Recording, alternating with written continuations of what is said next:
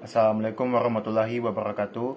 Perkenalkan, nama saya Ardiansyah dengan NIM P101222109. Kali ini, pada video ini saya akan membawakan materi yang berjudul Kebijakan Keamanan Pangan.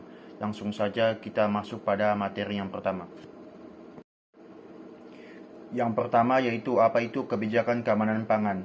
Kebijakan keamanan pangan merujuk pada serangkaian langkah, regulasi, dan tindakan yang dirancang untuk memastikan produksi, distribusi, dan konsumsi pangan memenuhi standar keamanan yang ditetapkan.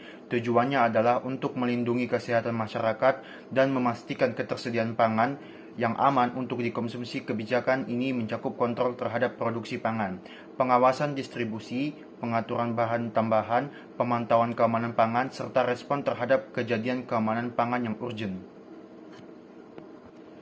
Kemudian selanjutnya, apa dampak kebijakan keamanan pangan yang buruk? Yang pertama yaitu kesehatan masyarakat.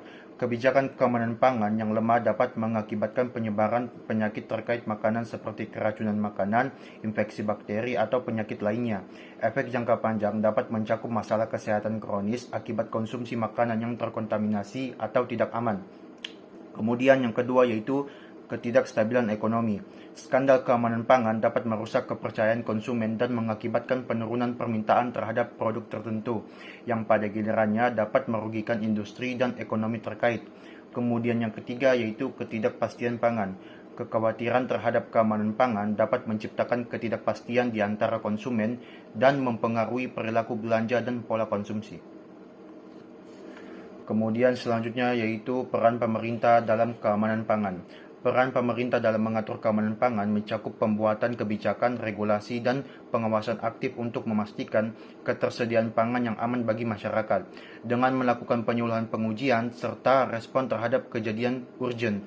Pemerintah berkontribusi pada perlindungan kesehatan masyarakat, stabilitas ekonomi, dan keamanan pangan global. Kolaborasi dengan industri dan keterlibatan dalam organisasi internasional juga menjadi elemen penting dalam mencapai tujuan keamanan pangan yang berkelanjutan. Kemudian selanjutnya yaitu peran dari berbagai pihak. Dalam menjaga keamanan pangan, produsen, distributor, dan konsumen memiliki peran krusial. Produsen bertanggung jawab memastikan kepatuhan terhadap standar produksi.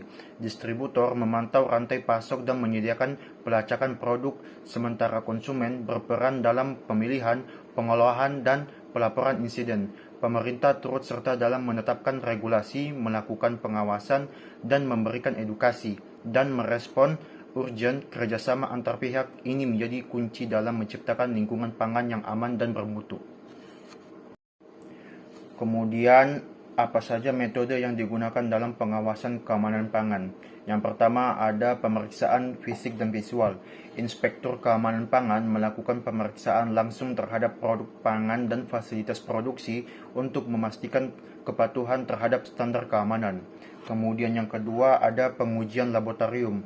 Sampel produk pangan diuji di laboratorium untuk mendeteksi kontaminan bakteri patogen, residu pestisida, atau bahkan kimia berbahaya lainnya. Kemudian yang ketiga ada audit dan sertifikasi pihak ketiga.